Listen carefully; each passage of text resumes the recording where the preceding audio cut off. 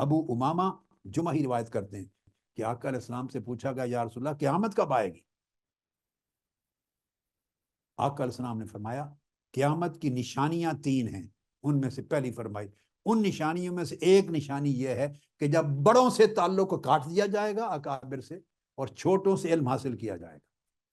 یعنی مطلب اکابر کی عزت و احترام ختم ہو جائے گی، اکابر سے اخذ علم اخذ فیض ختم ہو جائے گا، اور جو چھوٹے ہوں گے اس زمانے کے چھوٹے وہ خود بڑے بن کے بیٹھ جائیں گے اور ان سے علم حاصل کیا جائے گا، سمجھو قیامت آ گئی۔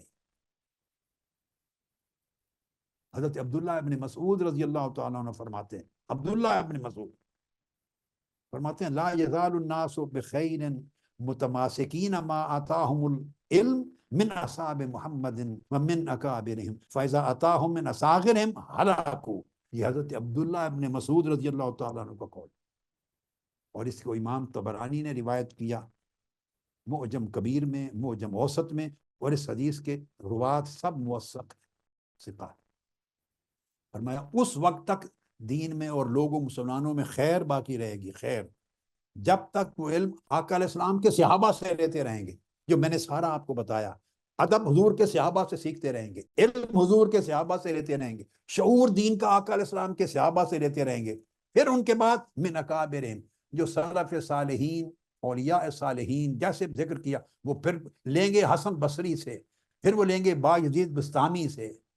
پھر وہ لیں گے بشر الحافی سے، پھر لیں گے جنید بغدادی سے، پھر لیں گے معروف کرخی سے،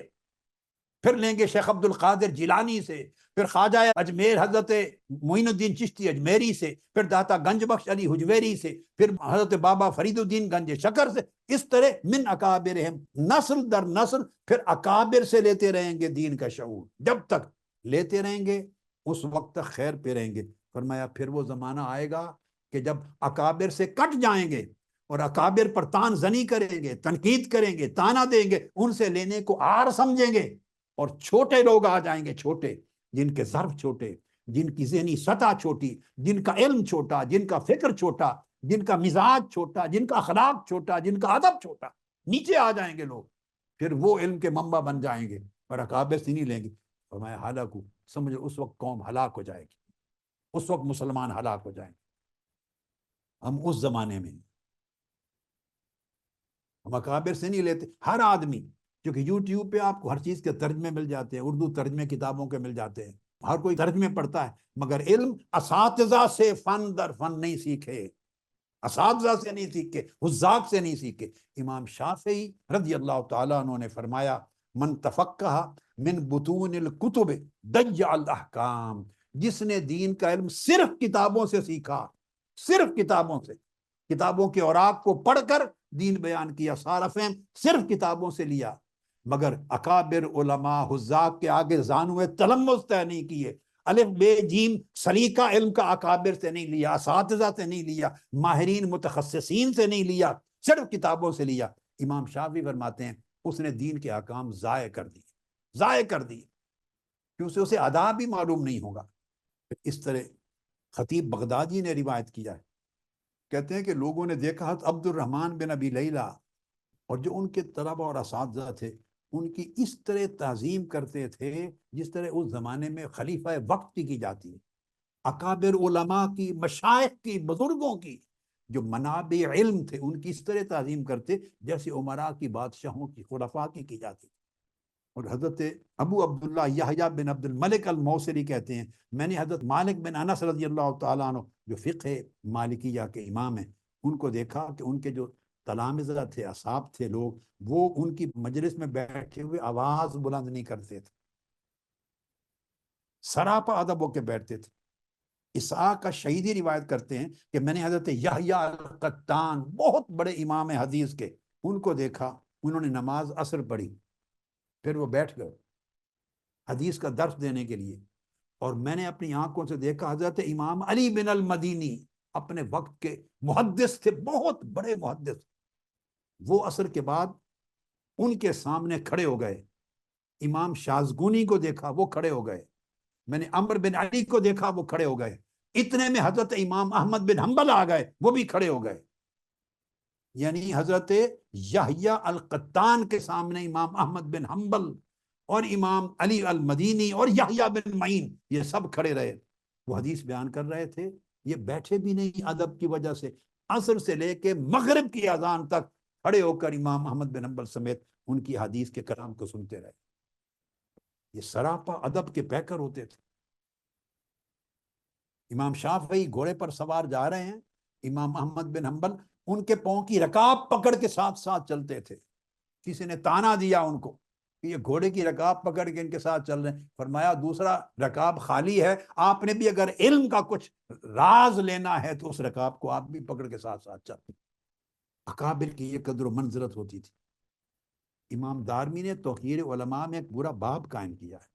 امام ربی کہتے ہیں کہ امام شافعی اگر ہماری طرف دیکھ رہے ہوتے، بھلے پیاس کے ہمارا برا حال ہو جاتا، ہم پانی کا گھونٹ نہیں بھرتے تھے، اتنا ادب کرتے تھے، اتنا ادب کرتے تھے۔ اور خطیب بغدادی نے کہا کہ سلف صالحین کے ہاں طریقہ یہ تھا کہ اپنے شیخ استاذ کا جب ذکر کرنا تو نام لے کے ذکر نہیں کرتے تھے، ان کے غیاب میں، عدم موجودگی میں بھی نام کے ساتھ ذکر نہ کرتے، ساتھ کوئی تعظیم کا لقب لگاتے، تعظیم کا لقب لگاتے،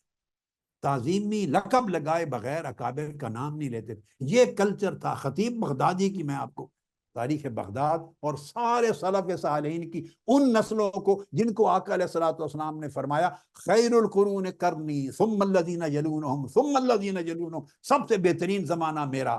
پھر میرے ساتھ ملنے والے صحابہ کا، پھر ان کے ساتھ ملنے والے تابعین کا، پھر ان کے ساتھ ملنے والے تبع تابعین کا۔ وہ جو اعلیٰ نسلیں تھیں جن کے ذریعے اصل اسلام آگے منتقل ہوا، ان کے اندر اکابر کے ادب کا عالم یہ تھا۔ مسند دارمی میں امام زہری بیان کرتے ہیں کہ میں حضرت عروہ بن زبیر کی مجلس میں علم حاصل کرنے کے لیے جاتا تو میں اگر چاہتا تو داخل ہو جاتا تھا، گھر میں میرا اتنا تعلق تھا، مگر جب تک وہ خود دروازہ نہ کھولیں میں باہر چوکھٹ پہ بیٹھا رہتا تھا، میں ان کا دروازہ نوک نہیں کرتا تھا کہ میں آ گیا ہوں۔ جب اس ادب کے ساتھ حصول علم کرتے تھے تو وہ اپنے وقت کے امام بن جاتے، سورج بن کے آسمان علم پہ چمکتے تھے۔ حضرت عبداللہ ابن عباس رضی اللہ تعالیٰ عنہ حضرت زید بن ثابت کے ہاں علم حاصل کرنے پڑھنے کے لیے جاتے تو ان سے مروی ہے کہ جب بھی جاتے تو ان کے دروازے پر بیٹھ جاتے۔ حضرت عبداللہ ابن عباس حضرت علی شیر خدا رضی اللہ تعالیٰ عنہ کے کزن حضرت زید بن ثابت کے دروازے پر بیٹھ جاتے، صبح جب تک اٹھ کے وہ دروازہ نہ کھولتے وہ بیٹھے رہتے۔ اور بعض مقامات پہ ایسا بھی آیا کہ کبھی ہوا چلتی، گرد غبار بھی میرے اوپر پڑ جاتا، مگر دروازہ نوک نہیں کر سکتا تھا۔ یہ طریق تھا ان کا۔ کبھی سورج چڑھ جاتا، دیر سے آپ باہر نکلتے، دھوپ آ جاتی، مگر وہ دروازہ نوک نہیں کرتے تھے۔ ائمہ بتاتے ہیں وَكَذَلِكَ كَانَ السَّلَفُ يَفْعَلُونَ، یہ امام سمودی نے لکھا کہ سلف صالحین سب اسی طرح کیا کرتے تھے۔ تو سلف صالحین اس طرح کیا کرتے تھے، اس کا مطلب ہے یہ وہ دور تھا جس دور میں ایمان سلامت تھا، دین سلامت تھا، اسلام سلامت تھا، تصور دین کا صحیح قائم تھا جو آقا علیہ السلام نے عطا کیا تھا، یہ وہ دور تھا۔